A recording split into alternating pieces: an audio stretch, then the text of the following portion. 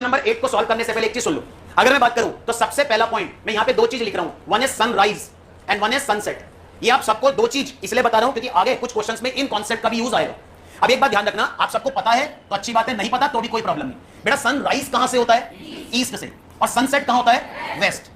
इसका सिंपल सा मतलब sunrise is from the east and sunset in the west. दूसरा पॉइंट, मॉर्निंग की बात करें, अगर मैं वर्ड पे फोकस करूं, मॉर्निंग की बात करें तो मॉर्निंग में सनराइज होता है, तो बेटा मॉर्निंग की बात होगी तो सनराइज हो रहा है, इट मींस कौन सी डायरेक्शन की बात होगी? ईस्ट। और अगर मैं इवनिंग की बात करूं, इवनिंग में सनसेट हो रहा है तो सनसेट के पॉइंट ऑफ व्यू से हम बात करेंगे वेस्ट।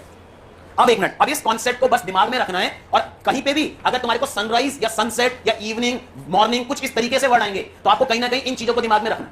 अब वापस से जरा क्वेश्चन नंबर 8 को रीड करो आराम से, फिर इसके बाद कुछ क्वेश्चंस एक और कैटेगरी के हैं जो आज समझाऊंगा। क्वेश्चन नंबर 8 को पढ़ते हैं। वन इवनिंग, इसका मतलब बात कर रहे हैं इवनिंग, और इवनिंग में क्या होता है? सनसेट। अब मुझे बस इतना बताओ, इवनिंग की बात कर रहे हैं, इवनिंग का मतलब सनसेट आ गया।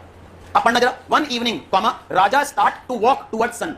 इसका मतलब सीधी सी बात है बेटा, एक मिनट, क्वेश्चन नंबर 8 में ये बोल रहा है इवनिंग, प्लीज अब थोड़ी देर, इवनिंग की बात कर रहा है और इवनिंग में बोल रहा है एक पर्सन राजा, और राजा वॉक कर रहा है टुवर्ड्स सन। इसका मतलब कौन सी डायरेक्शन में जा रहा है? सन की डायरेक्शन में।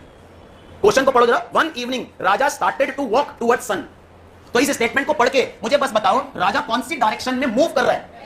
सीधी सी बात है, इवनिंग में सनसेट होता है और सनसेट होता है तो बेटा कौन सी डायरेक्शन आ गई? वेस्ट। तो पहला पॉइंट पढ़ो, one evening Raja started to walk towards sun. इसका मतलब राजा सन की डायरेक्शन में जा रहा है, दैट इज कौन सी डायरेक्शन में चल रहा है? वेस्ट। आगे पढ़ो, after walking a while he turns to the, that is he turns to his right and again to his right. इसका सिंपल सा मतलब राजा वेस्ट डायरेक्शन में मूव हो रहा है, इसके बाद वो मूव करा राइट। यही तो बोल रहा है, once evening Raja start walk towards sun, after walking a while he turns to his right, that is evening में वेस्ट की तरफ राजा गया, वहां से राइट मूव हुआ। आगे बोल रहा है and again to his right, फिर से कहां मूव हुआ? Right. After walking a while, after walking a while he again turn to his right. यहां तक समझ आया? अब आगे की लाइन पढ़ो, in which direction is he facing. Raja का फेस कौन सी डायरेक्शन में है? अब एक मिनट प्लीज, तुम लोगों को कल भी बोल रहा था ऑरली सॉल्व कर सकते हो, करो, लेकिन अगर बात करूं ये नॉर्थ, ये साउथ, ये ईस्ट, ये वेस्ट।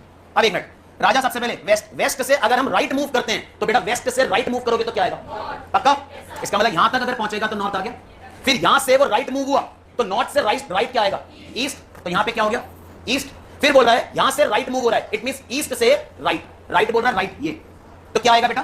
साउथ। यहां तक क्लियर है सबको? तो बेटा मुझे बताओ राजा का फेस कौन सी डायरेक्शन में है? साउथ। तो करेक्ट ऑप्शन इसका होना चाहिए ए। क्लियर है सबको क्वेश्चन?